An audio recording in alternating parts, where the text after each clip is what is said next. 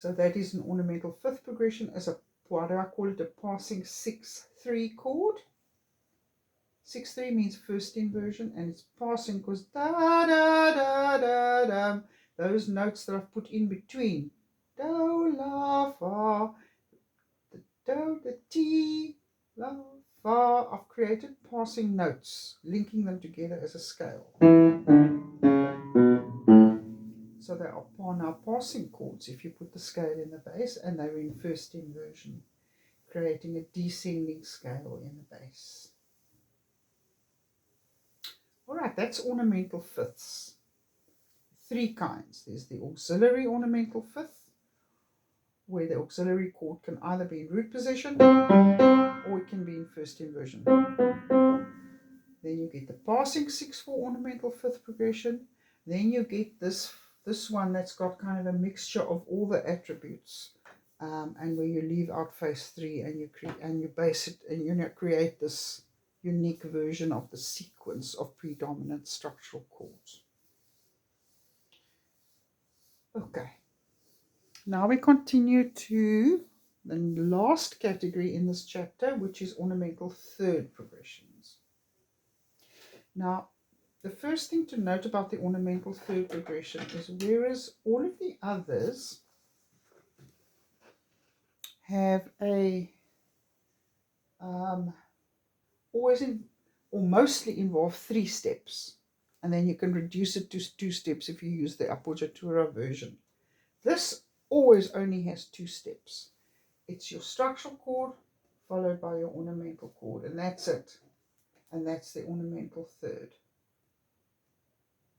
So the thing that it goes to over here is not part of, it's another structural chord. It's a different structural chord. We're talking about 2 different structural chords there. The actual ornamentation only involves structural that is accented to the ornamental third, and then there's a particular relationship to the way that it resolves that we need to look at as well. So I'm going to include the resolution, but you need to understand that the resolution is not part of this structural chord anymore. It's a new structural chord. Okay, so how do ornamental thirds work? Well, they work on the concept of the ornamental third is the same as it was for all of the others. If you're going from a structural chord like tonic, if I say it's an ornamental third, I mean you go up 3 to get to your ornamental third. So mediant would be the ornamental third of tonic. Just like subdominant would be the ornamental fourth of tonic, and submediant would be the ornamental sixth of tonic. You go count up every time to find the ornamental chord. So yet again, it's not all of the structural chords that can take this form of ornamentation. It is specifically page 135. Oh, sorry, so we start with page 134. The ones that most commonly occur, in fact, are only 2. It is the tonic and the subdominant. Tonic gets an ornamental third, which is the mediant chord, and subdominant gets an ornamental third, which is the submediant chord. They are the only ones that are genuine ornamental thirds. Then there's another category which you could potentially, and I'll talk about why potentially, class as ornamental thirds, and that is involving these secondary triads in first inversion. Notice those are in root position. These must be in first inversion. Chord 6, chord 3, and chord 2. So tonics, secondary triad, dominants, secondary triad, and supertonics, secondary triad. And their ornamental thirds, the chords that lie a third above them. So yet again, why would this have to be ornamental? Because it cannot possibly be a structural relationship. If you're going from 6 back to 1, that is not a structural relationship. If you're going from 4 back to 6, it's not a structural relationship over here. 4 back to 6. So there is a particular melodic reason why this comes about, and it is on the basis of that ornamental melody that we end up creating these ornamental chords. So that's really what I've written out in bulleted form for you on page 135. So you've got your primary triads 1 and 4, which are the ones that are like genuine ornamental third cases, where they are usually in root position and they're written with a doubled root. Then you've got these potential, maybe they're also ornamental thirds, where your all three secondary triads, but they're in first inversion, submediant, mediant, and supertonic, and they are written with an important, they are always then written with a doubled third. These are root position with a doubled root, these are first inversion with a doubled third. The ornamental chord, you know, whether it's in that category or whether it's in that category, doesn't matter. The ornamental chord is always in root position with a doubled root. And what it represents, I'm going to show you now why I say that, is the structural chord in as a first inversion quartad. The structural chord as a first inversion quartad. So the fifth of the ornamental chord acts as though it were the added seventh of the structural chord, and it must therefore resolve down by step. The ornamental third progression resolves with a root movement of either an ascending fourth or an ascending second. Now let's just unpack all of those points. What I've shown now really is all the different possibilities that I just mentioned, and I said sometimes you can use an ascending fourth. Remember, that's the structural and the ornamental third. The next structural chord to which it resolves is a different structural chord. It's not the same one. But sometimes that relationship can be an ascending fourth, and sometimes it can be an ascending second. Sometimes you can use both. That's where I've used the solid arrows. Sometimes only the one works and not the other. And when we get there, you'll see it's pretty clear why it doesn't work. So the basis on which this works, and I'll use the tonic as the example because it is probably the most common one, is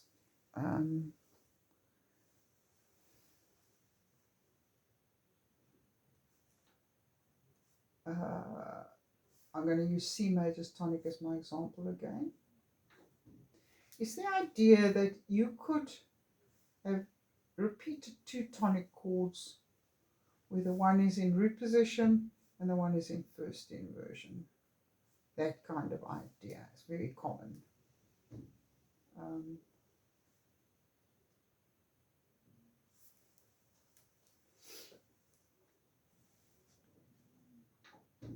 And that is often accompanied with a passing note that goes down, and let's say the next chord in your progression is either chord 4 over here, with that do, ti, la coming down, or it could be chord 6.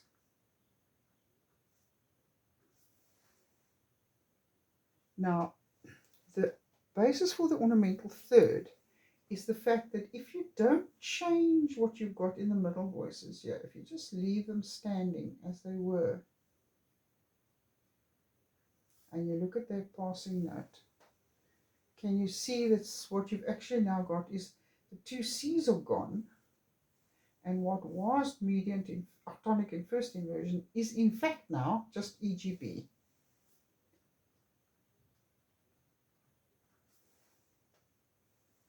One and 3.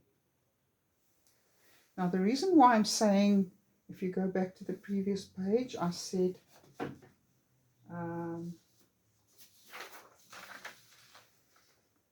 over here I said the ornamental chord in root position with a doubled root represents the structural chord as a first inversion quartad. Quartad means it's got an added seventh. Why do I say that? Because what I've got is a kind of a CEG sound, and I'm adding that B. What is the effect of adding a B to CEG? CEG, and then plus the B. It sounds like the added seventh, as like CEG is turning into a quartad, CEGB. So what we in fact have here is just the EGB. But the total effect of it is that they are added together. CEG plus EGB gives the effect of CEGB. And that's why I say the fifth of this chord acts as though it is the seventh of that chord.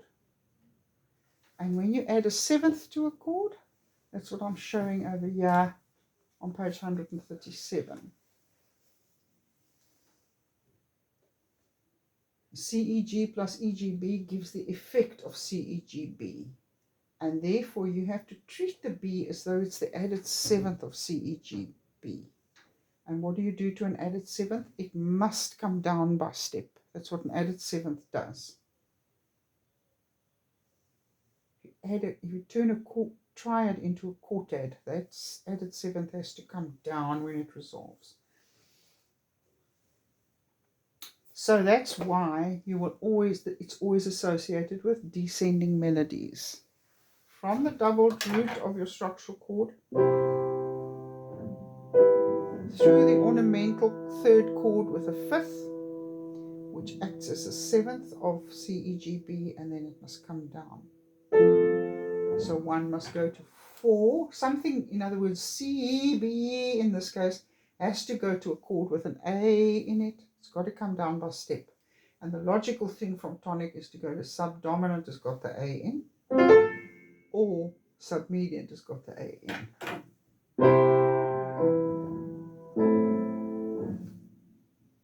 Okay, and the next most likely one is to do the same thing to the subdominant. From the doubled root of FAC, that's example C over here, is to go from FAC to ACE, and then E acts as though it's the seventh of FACE. It must come down by step. Where does subdominant go? Well, it could go to dominant, but if you did that, you would get parallel fifths. So the other option is for 4, and its ornamental third to go to 2. That's the other chord that has the D in it. Okay, now the 3 secondary triads that could potentially be understood as also having ornamental thirds, they must be used in first inversion with a doubled third. So here I've got chord 6 in first inversion, a CE with a C in the bass and with a doubled third, 2 C's. That's what I've got there. Then I'm going from ACE to CEG, upper third, from 6 to 1. And then that G has to come down by steps. So the logical chord to use there would be chord 2 or chord 4 actually, either. Or 6, 1 to 4. Something that 6 can go to. That has the F in it. The same with a mediant. If you used it, you would have to use it in first inversion with a doubled third. So here I've got EGB with a G in the bass and 2 Gs. And then that note must come down by step. And then it goes to whatever chord 3 could go to. Logically, that would be chord 6. And then the same with chord 2. First inversion, doubled third. And then goes to your ornamental third chord in root position with doubled root. And you take that added fifth as being the added seventh of DFA. So DFA, FAC equals DFAC, and that C must come down by step. Where does 2 go? It's got to go to a chord with a B in it, and 2 logically goes to 5. These are your ornamental thirds.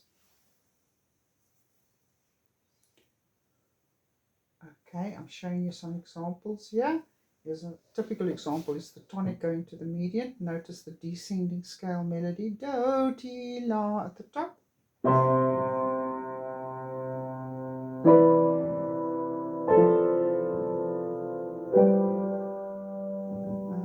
Here you've got 4 and 6 as the ornamental,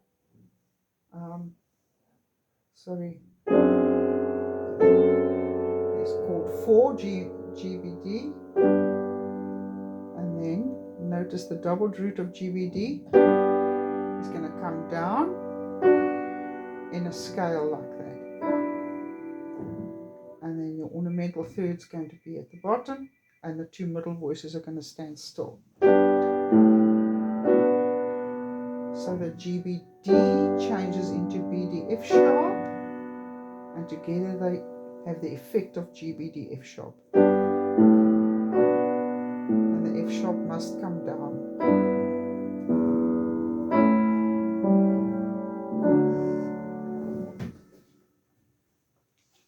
All right.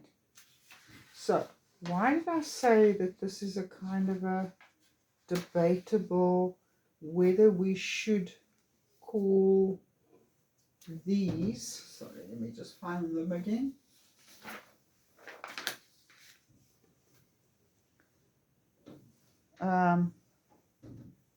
Why would these be kind of, are they really ornamental thirds or aren't they? If you read the text above it, page 135, if I say there's an ambiguity here, could be this, could be that, concerning the appoggiatura ornamental sixth progression. This is an ornamental third, but it is pretty much the same thing as the appoggiatura ornamental sixth progression.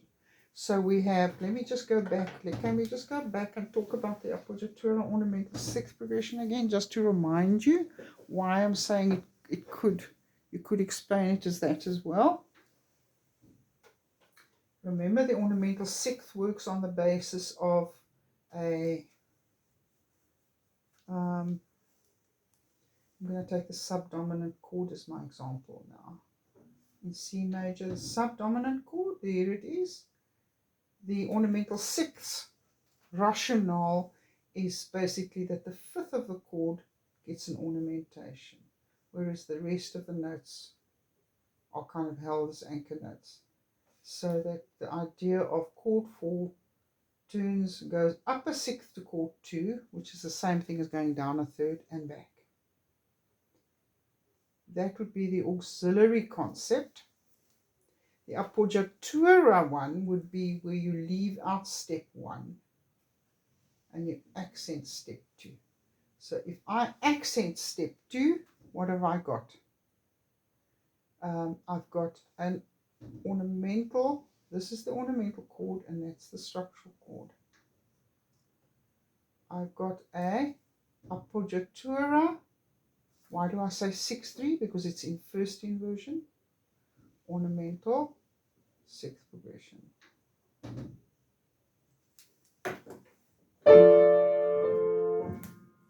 And chord 4 is the structural chord. But if I say that if I say that this is the structural chord, and I'm using the idea of the passing note where DFA plus FAC equals DFAC. In other words, I'm taking the idea of the ornamental third now. Then I can say chord 2 is the structural chord and chord 4 is the ornamental chord. And that's based on the idea of that passing note, which acts like an added seventh. This one is based on the idea of the appoggiatura note, which embellishes the fifth of the structural chord. So what we have in the end is exactly the same progression. So we could say that the D is an appoggiatura note and the structural chord is FAC.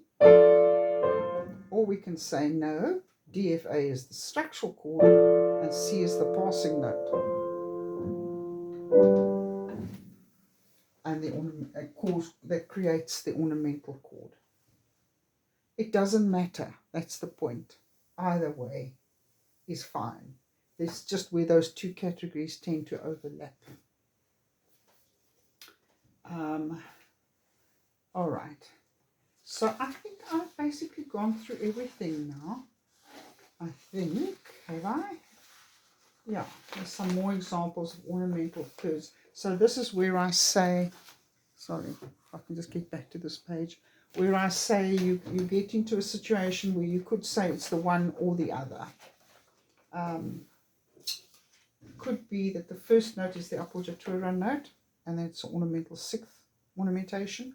Or you could say the second note is the passing note and it's an ornamental third ornamentation, like this one. I'm at example 5.31. Then we go to the supertonic.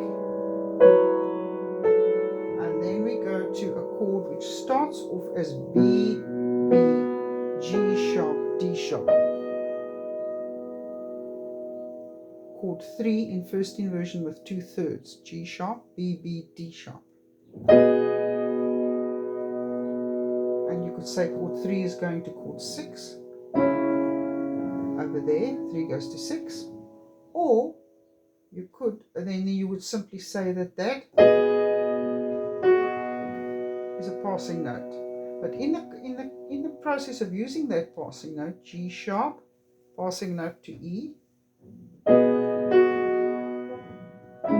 what you've created actually is a dominant chord, which he kind of Bach reinforces by also using a passing note A, so that what he has is not just B, D sharp, F sharp, but B, D sharp, F sharp, A dominant 7th.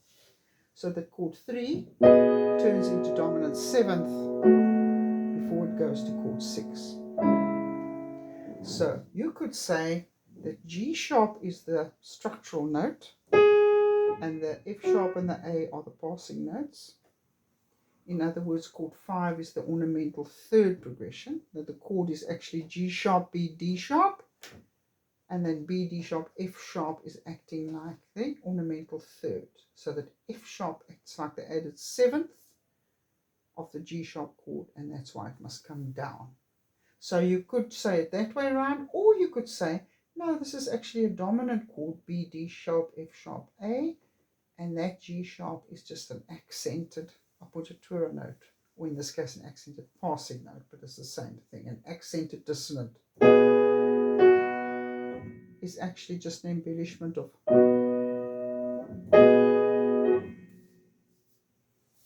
so the chord is actually dominant.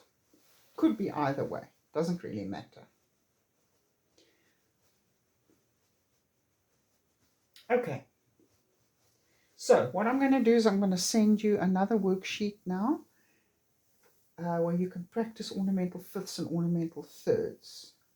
I'm going to hospital this coming week, so I would like you, while I'm in hospital, to listen to these videos, to watch these videos, to work through these notes, fifths and thirds, and then to finish the worksheet within, should we say by next Monday, by early next week. No, I'm not talking about Monday in 3 days' time now. I mean Monday after that, the Monday after next week.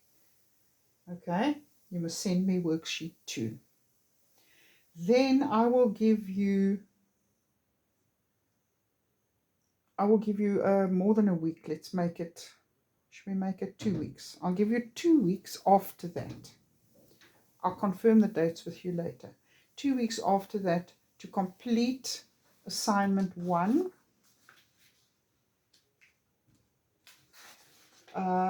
Which follows.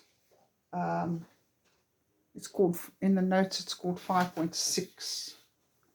Can you see that? Just checking on my camera whether you can see where I am now. Page 140. You need to do the harmonic analysis. It goes through from page 140, all the questions through to page 144. And then the creative writing, which starts on page 145. And then there are 1, 2, 3, 4, 5. 1, 2, 3, 4, 5 questions there. I'll tell you what you must do. Let's make it 2 of those. So let's take to hand in to me as part of assignment 1. Let's make it A and B. Okay, so it's the whole of question 5.6.1, and then it is question 5.6.2, A and B. Those are the ones that you must hand in to me, basically in 3 weeks' time. Okay. I'm going to email you worksheet 2, and then I'm also going to just reaffirm when the submission dates should be. All right. Thank you very much. Bye-bye.